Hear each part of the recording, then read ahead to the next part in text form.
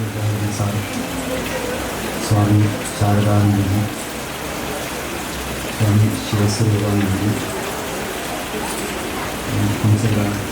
ഹംസാനന്ദജി, സദസ്സിലുള്ള സജ്ജനങ്ങൾ എല്ലാവർക്കും നമസ്കാരം.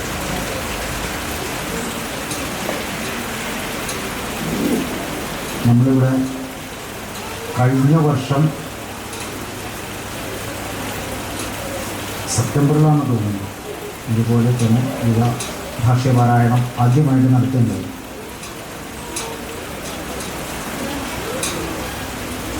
അന്ന് ഉള്ളതിനേക്കാൾ വളരെയധികം പങ്കാളിത്തം ഈ വർഷം ഉണ്ടായി. കാരണം കഴിഞ്ഞ വർഷത്തെ ഈ മത്സരങ്ങളിലുണ്ടായിരുന്ന പങ്കാളിത്തത്തിൻ്റെ ഇരട്ടിയിലധികം ഈ വർഷം പങ്കാളിത്തം നമ്മൾ കാണുന്നുണ്ട്. അപ്പോൾ നമ്മൾ നടത്തി വന്നത് ജനങ്ങളിലേക്ക് എത്തുന്നുണ്ട് എന്നുള്ളതിൻ്റെ ഏറ്റവും വലിയ ഒരു സൂചനയായിട്ട് അതിനെ കണക്കാക്കാം.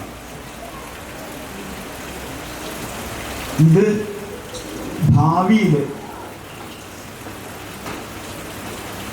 നമുക്ക് ഇന്നത്തെ സാങ്കേതിക വിദ്യകളുടെ എല്ലാം സഹായത്തോടു കൂടിയിട്ട് ഇവിടെ കേന്ദ്രമാക്കിക്കൊണ്ട് എന്തുകൊണ്ട് ഒരു ഗീതാപഠനം എന്നുള്ളത് അതിൻ്റെ സാധ്യത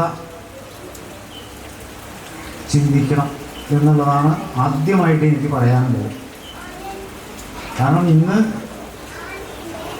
നമുക്കത് തുടങ്ങിയാൽ ഈ ശങ്കരഭാഷ്യം മാത്രമല്ല, മാധ്വാചാര്യരുടെ ഭാഷ്യമുണ്ട്, രാമാനുജൻ്റെ ഭാഷ്യമുണ്ട്. ഇതിനെയെല്ലാം സാമാന്യ ജനങ്ങളിലേക്ക് മനസ്സിലാകാവുന്ന രീതിയിൽ ഓരോ ശ്ലോകത്തിനെയും ഈ മൂന്ന് ആചാര്യന്മാരും ഏത് രീതിയിലാണോ വ്യാഖ്യാനിച്ചത് എന്ന് എത്തിക്കാൻ സാധിച്ചാൽ അത് ഏറ്റവും വലിയൊരു കാര്യമാണ്.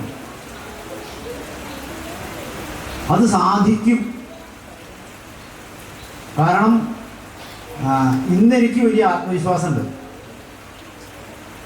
2011 96,000 ഒരു സഹസ്രനാമം ജപിക്കണം പത്മനാഭസ്വാമി ക്ഷേത്രത്തിൽ എന്ന് പറയുമ്പോൾ ആദ്യമായിട്ട് അത് നടക്കില്ല എന്ന് പറഞ്ഞിട്ട് മടക്കിയ ആൾ ഞാനാണ്.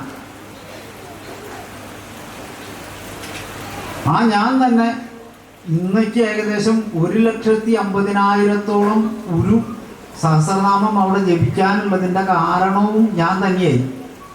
അന്ന് നടത്താതിരുന്ന ഞാൻ തന്നെയാണ് ഇന്ന്. അപ്പോൾ എനിക്കതിൽ ബോധ്യമുണ്ട്, നമ്മളതിന് ശ്രമിച്ചാൽ നടക്കും.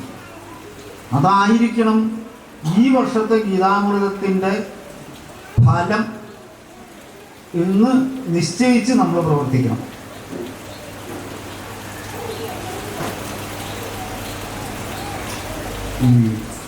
ഭഗവത്ഗീത അതുപോലെ തന്നെ സഹസ്രനാമം, ഇത് രണ്ടിനുമുള്ള പ്രാധാന്യം, ഇത് രണ്ടും നമ്മളുടെ ധർമ്മത്തിൻ്റെ പൂർണ്ണമായ ചിത്രമാണ്.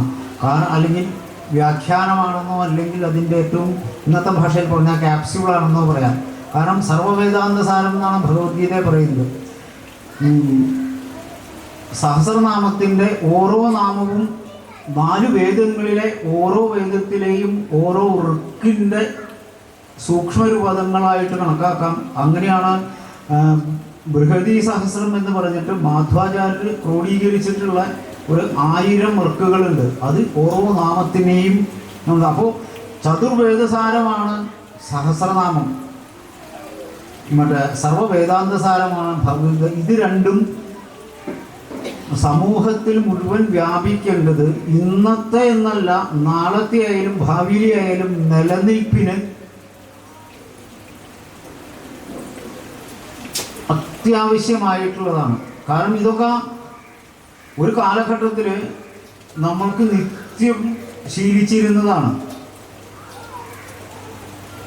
ഗർഭാവസ്ഥയിലുള്ള ഗർഭസ്ഥ ശിശുവിനെ കേൾപ്പിച്ചിരുന്നതാണ് സഹസ്രനാമം, അല്ലെങ്കിൽ ആ ഗർഭിണിയെ കേൾപ്പിച്ചിരുന്നതാണ് എന്നുള്ളതിൽ നിന്ന് കാദംബരിയിൽ പറയുന്നുണ്ട്.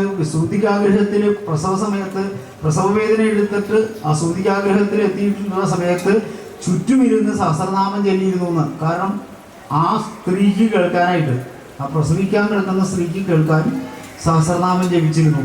അവിടെ നിന്നും തുടങ്ങിയാൽ നമ്മൾ മരണസമയത്തും സഹസ്രനാമം ചൊല്ലി തീർത്ഥം കൊടുക്കുന്ന ഒരു സമ്പ്രദായമുണ്ട്. അത് കഴിഞ്ഞാലും നമുക്കത് തന്നെയാണ്. അപ്പോൾ നമ്മുടെ ജീവിതത്തിൻ്റെ പൂർണ്ണമായിട്ടും കൊണ്ടുപോകുന്ന രണ്ട് വസ്തുക്കളിൽ ഒന്ന് സഹസ്രനാമവും ഒന്ന് ഭഗവത്ഗീതയാണ്. അതിനെ പരമാവധി ജനങ്ങളിലേക്ക് എത്തിക്കുക എന്നുള്ളതാണ് നമ്മൾ ചെയ്യേണ്ടത്. ആ ദൗത്യത്തിൽ 2 സ്ഥലങ്ങളിലായിട്ടായാലും അതിൻ്റെ ഒരു ചെറുതായിട്ടുള്ള ഒരു ഭാഗം അല്ലെങ്കിൽ ചെയ്യാൻ സാധിച്ചു എന്നുള്ളതാണ് എൻ്റെ ജന്മത്തിൻ്റെ പുണ്യം.